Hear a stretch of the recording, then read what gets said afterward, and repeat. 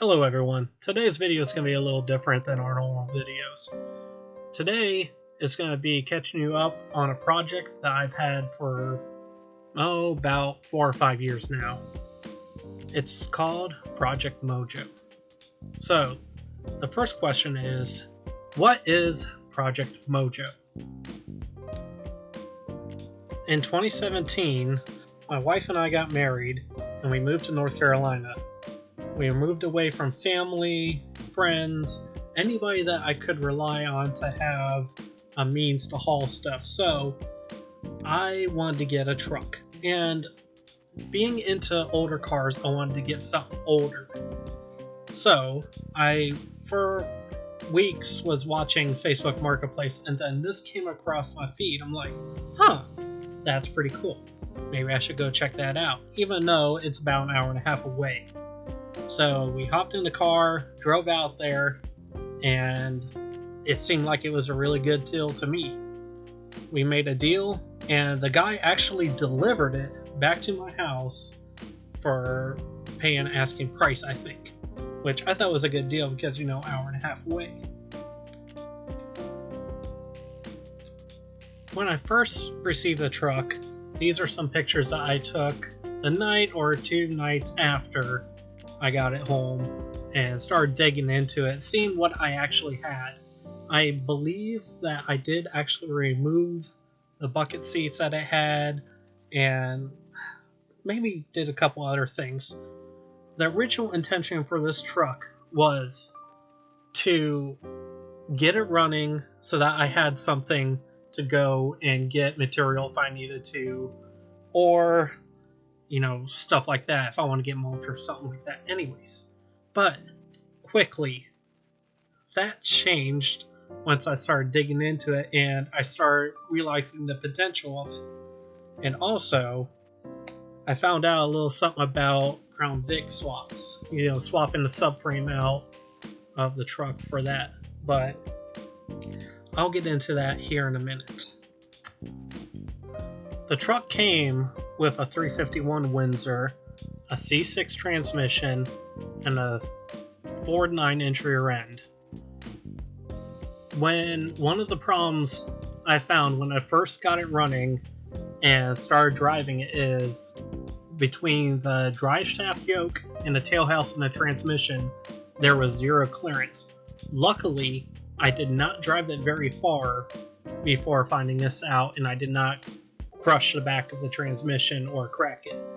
So I went to the drawing board, started thinking about it, and I decided that I wanted to make this truck something special because of how solid it was. The frame is solid, the body only has a little bit of holes in it, and rust isn't that bad. While deciding what I wanted to do with the truck, engine-wise, transmission-wise, in general, what I wanted to do, I decided to continue working on the interior. The first thing I did was I redid the floorboards, cut those out, and put in new ones. I POR-15 the floor. Well, I ground it down first, got all the old stuff off of there.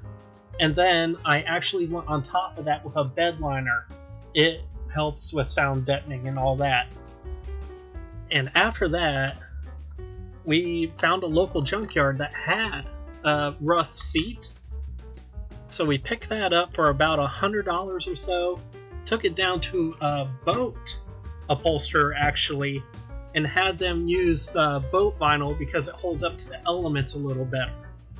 And for a steering column, I went with a generic GM style that went with the double D style connector. So I had to figure out how to swap that over to the Ford steering box, but I was able to do that with the rack joint and all that. So we went on vacation into Florida, fell in love with the place, and decided to move. So that is all that happened with the truck in North Carolina. We loaded up on a U-Haul with my other 2 cars. Actually had to make 2 trips because of my Eloise. I'll tell you what that is in the future, but don't worry about that right now. Anyways, after moving down here, we found a place to rent that had a garage, and everything seemed to start falling back into place.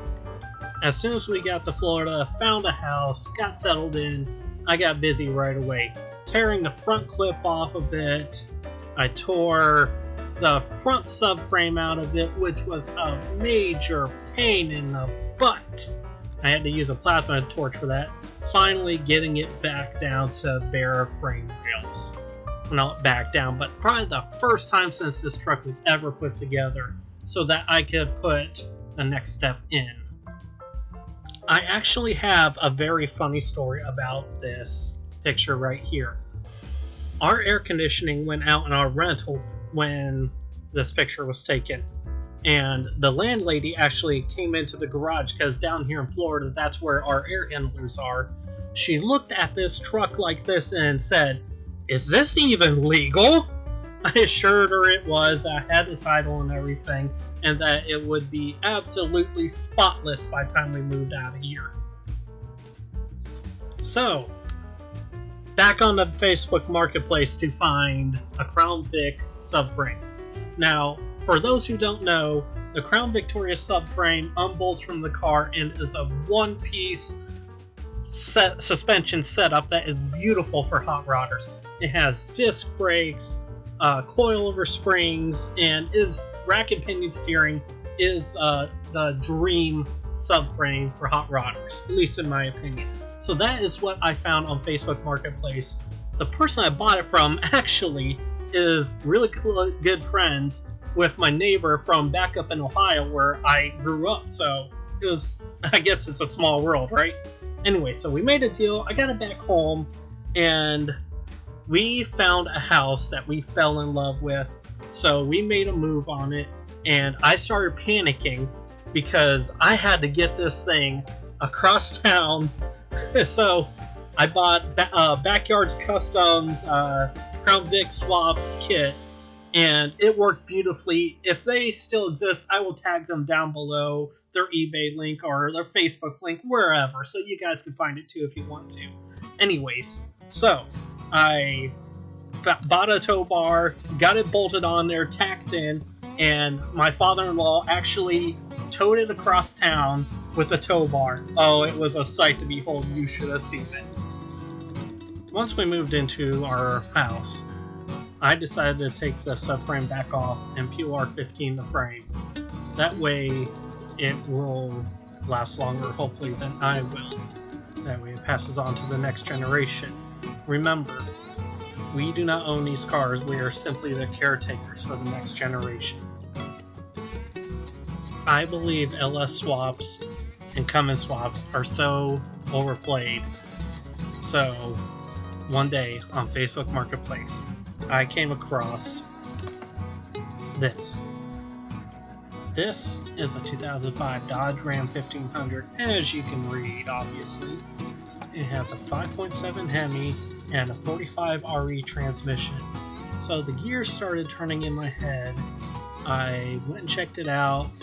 I guess during the rain, his workers spun it out and hit a pole. So I shook the man's hand after we made a deal, got a decent deal on it, and, well,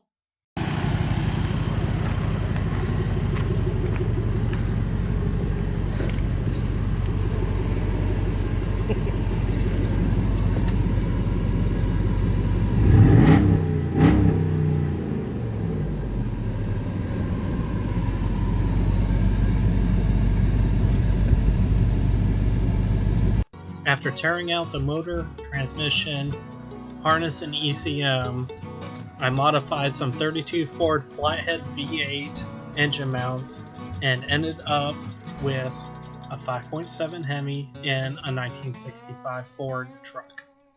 After playing around with a pinout diagram for the ECM and hooking up the engine harness, I was able to do this with a little bit of ether.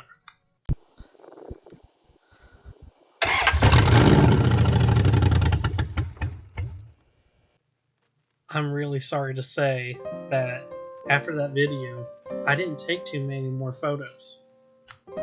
or videos. However, the pictures that I do have show kind of where the truck is at this current point. There's not a single bolt, wire, screw, anything really that I have not touched on this truck. It's hard to explain how many hours, how much of my life I put into this truck to get it where it is now. The wiring alone, I probably have 200 hours into, because every single switch, every single connection, every single pin in this truck has been changed. There is nothing in this truck wiring-wise from 1965. To say I did it myself would be false. Family, friends, even pets have helped me turn this truck into something amazing from a forsaken classic. I would like to thank my beautiful wife Heidi, my in-laws, Crispy Fooney, Jackie, and my best helper Finnegan for helping me make this possible. Please subscribe, like, comment, and follow me on Facebook, Instagram, Twitter, MySpace, iPhone. Wait, not that one now. Almost got me.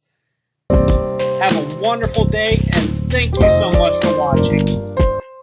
After editing this video, I realized I forgot to thank a very important pair of people, and as my parents, for bringing the truck down and inspiring me to get into cars. I'll get into that more later.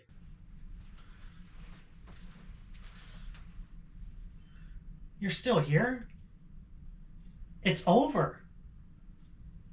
Go home. Go.